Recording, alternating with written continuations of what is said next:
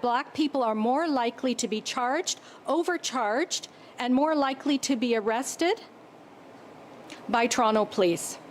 And Black people are more likely to be struck, shot, or killed by Toronto police. None of this is shocking or surprising to Toronto's Black community, who for decades now have been ringing the alarm on racial discrimination and profiling by the Toronto police. And today, a new troubling report highlights just how policing has been disproportionately targeting and impacting Black people in our city. When new policies, procedures, and/or legislation are being developed, these reports matter. Or when judges are making decisions, reports like this matter.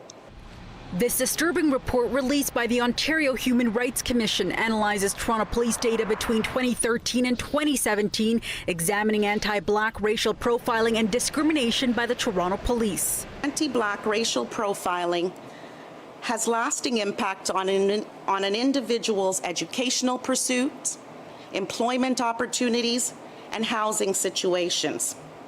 Not to mention the deep-seated distrust of those who are sworn to protect and serve all communities. Despite making up only 8.8% of the city's population, Black people represent almost a third of all charges in the data set. Black men in particular are more likely to be proactively charged and subjected to use of force during police interactions. However, charges against Black people were more likely to result in withdrawal than a conviction, raising concerns around systemic charging practices. Arrests and charges can have a very negative impact on one's life.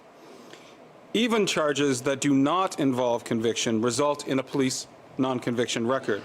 The disturbing trend doesn't stop there. The University of Toronto team behind this report also analyzed data from the province's police watchdog, finding that Black people were significantly overrepresented in special investigations unit cases, which is called in when a civilian is harmed or killed by a police officer. A Black person was nearly 20 times more likely to be shot by Toronto police than a white person. Black people were also involved in nearly 4 out of 10 lower-level use of force cases. These are instances where SIU isn't called in to investigate. Most lower-level use of force cases involved either the physical restraint or grounding of somebody, police strikes, including punches or kicks. Only 10% involved police officers pointing their firearm at a civilian. More than 1/3 of this population is also involved in single-charge out-of-sight driving offenses, such as driving without a valid license. These are charges that can never be discovered until police have observed the race of the driver or stopped and questioned the individual. By contrast, white people and people from other racialized groups were underrepresented.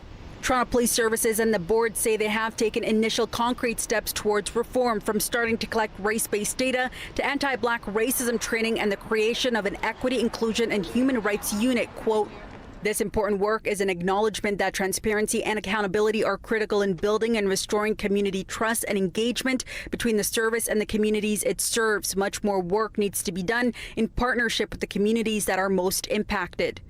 But at this juncture, they have not committed to meeting the Commission's first call to action for legally enforceable, binding, broad remedies.